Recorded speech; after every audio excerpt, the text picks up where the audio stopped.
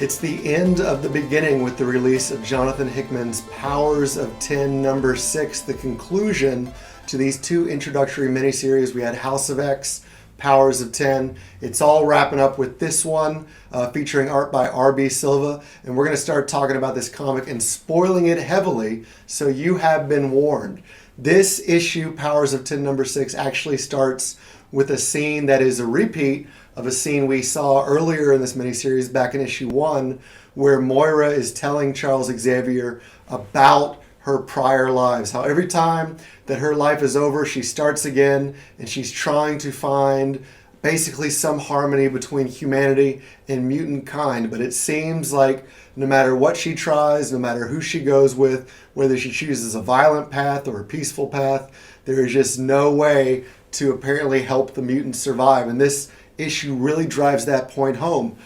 Flashing forward 1,000 years in the future, X to the third in this timeline, we see that the blue-skinned characters, including the librarian that we thought maybe were the next step in mutant evolution, were really human-machine hybrids. Mutants are still around, but humanity is the one who is basically taking control and is going to bond with the Phalanx, with this extragalactic intelligence. So this class of humanity in the future is what's referred to now as Homo Novissima, and they have again bonded with machines and are ultimately going to be absorbed by the Phalanx, but some characters such as the librarian are having second thoughts about this. I think his original motivation is he's trying to send Moira off planet because he knows that if she dies, that will prevent the ascension because it basically reboots everything. But he's having second thoughts and he's asking her, do you think you could stop this ascension? If you die and start up in another life, would you be able to stop this ascension from occurring? But it seems like this is just destiny. This is going to be what's going to happen again, no matter what Moira tries. The librarian ultimately, though, has some doubt that Moira would be able to accomplish this goal of preventing this ascension of humanity as bonded with machines, as Homo Novissima, to ascend to the godhood and the dominion of the Phalanx, to basically create what this collective singularity, black hole intelligence. So he says, well, just forget about it. But it doesn't matter because Wolverine shows up. Wolverine, pictured right here, the best there is at what he does. And you know what Wolverine does.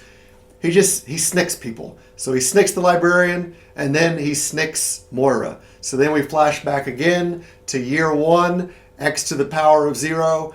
And it's now basically Professor X's mind has been broken by learning about Moira's path, about all her repeating lives. But I suppose in another surprise character twist, breaking Xavier was Moira's plan in the first place, at least in this life, which I'm kind of unclear what number we're on here. Is this 9? Is this 10? Is this the final shot?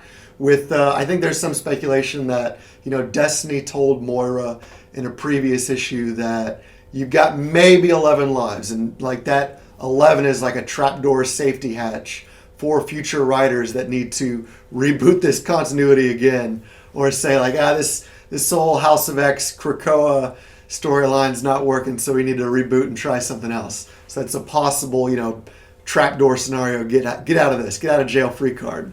But again, Moira's plan of breaking Xavier is kind of going back to the idea of Xavier's had this consistent dream. He never changes in all of Moira's lives. He's always got the same approach for how humanity and mutant kind are going to get along. And ultimately, she's teaching him, you got to change or die. This reminds me of something Neil Gaiman said about summing up the Sandman story. If you've ever read his masterpiece of comics, The Sandman, is basically, what is it about, Neil?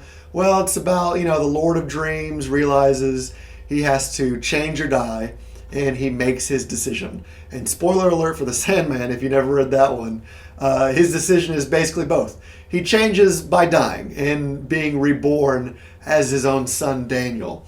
So it might be, something not the exact same plot, but something similar in X-Men where basically Moira has to die as a means of change for the X-Men and for mutant kind on the whole to, get to that better place. And this new status quo, is it the better place or is it not? Well, that's still up for debate.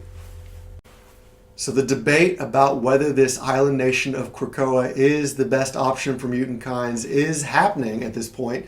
And Charles Xavier, Magneto both believe this is it. This is a good shot. This is what we should be doing.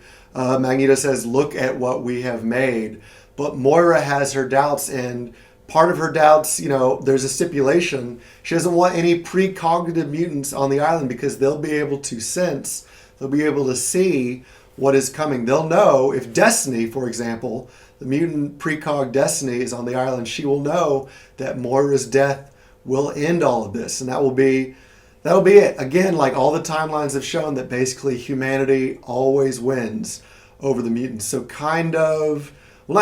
definitely sort of a negative message for mutant kind, but one that is at this point at least partially hidden from them. So this looks like the new status quo. Like there's, for the most part, mutants are thinking like, we have our own nation, we have our sovereignty, and this is going to be what's best for us. But then there are characters, flashing forward to what we're going to see in these new series, like the Fallen Angels. This is going to be, I believe, characters who suspect or know that this is not going to be the best path. So Xavier's for it, Magneto's for it. Moira is concerned that this will all fall apart. She knows it will all fall apart. She doesn't want anyone there that will point out that it's all going to fall apart. But what's going to happen next? We can only keep reading. These miniseries are over, but X-Men, Excalibur, Fallen Angels, X-Force, Marauders, all those new series are coming out. So I'm curious, if you watch the video, what are you going to be following?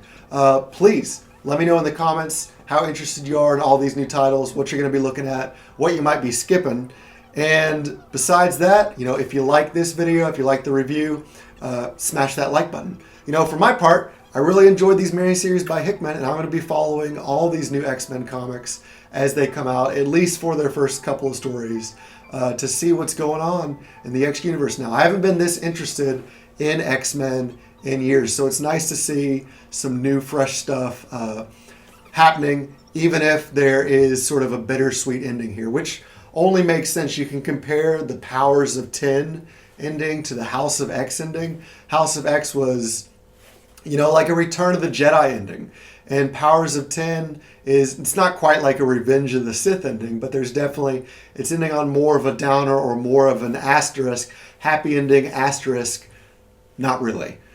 So, whether we call this the ending of Powers of 10 a happy ending or a sad ending or a bittersweet ending, it's honestly more accurate to recognize it for what it is. Not truly an ending at all, but the beginning of this next chapter of the X-Men's ongoing saga, with Hickman continuing on with X-Men #1 coming soon with art from Lionel Francis Yu. So personally, I'm very excited about that. I think it's a great team. It looks like it's got a great lineup of characters too. You got Cable, Wolverine, Cyclops, and a lot of other Summers characters. It really looks like mostly the Summers clan plus Wolverine. So something to look forward to.